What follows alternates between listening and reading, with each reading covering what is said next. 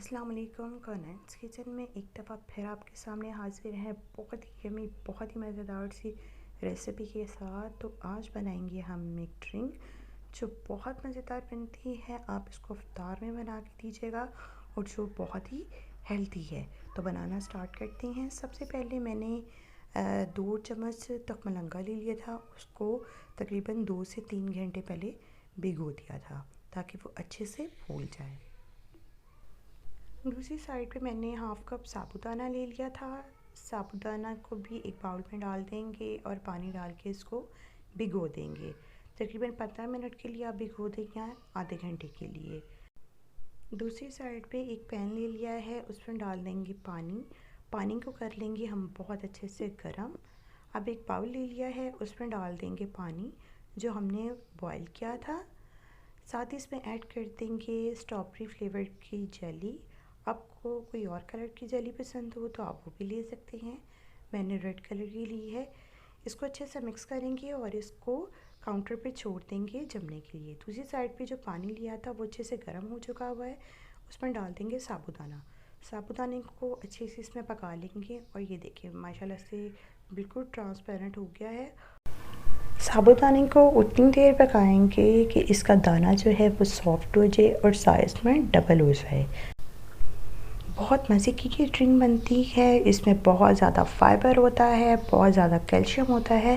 तो आप इसको इफ्तार में ज़रूर बना के ट्राई कीजिएगा। आपके बच्चों को भी पसंद आएगी और आपकी फैमिली के बाकी अफराद भी इसको बहुत इंजॉय करेंगे। तो ज़रूर ट्राई कीजिएगा इसे।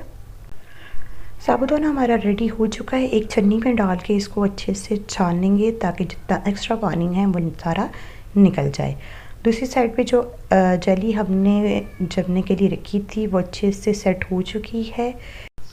इसको क्यूब में कट कर लेंगे। बहुत मज़े की ये ड्रिंक बनेगी, आपके बच्चों को बहुत पसंद आएगी। ज़रूर ट्राई कीजिएगा।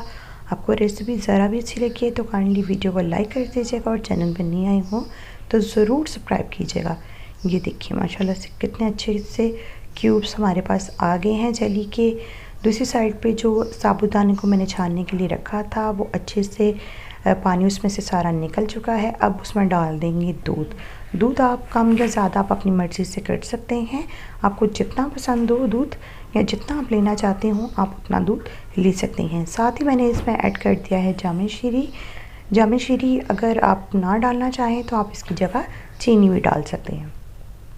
इसके साथ ही जो तुख मलंगा हमने भिगो के रखी थी वो भी साइज़ में डबल हो चुकी है, वो भी इसमें ऐड कर देंगे और अच्छे से मिक्स कर लेंगे ताकि वो भी सारे दूध में और साबुदाने में अच्छे से मिक्स हो जाए। आप जब ये रेसिपी को बना के इफ्तार में अपनी फैमिली मेम्बर्स के सामने रखेंगे, अपने मेहमानों के सामने रखेंगे तो बिलीव करें आपके मेहमान, आपके फैमिली मेम्बर बिल्कुल भी ये जज नहीं कर सकेंगे कि ये रेसिपी आपने किस चीज़ से बनाई है। तो ज़रूर ट्राई कीजिएगा।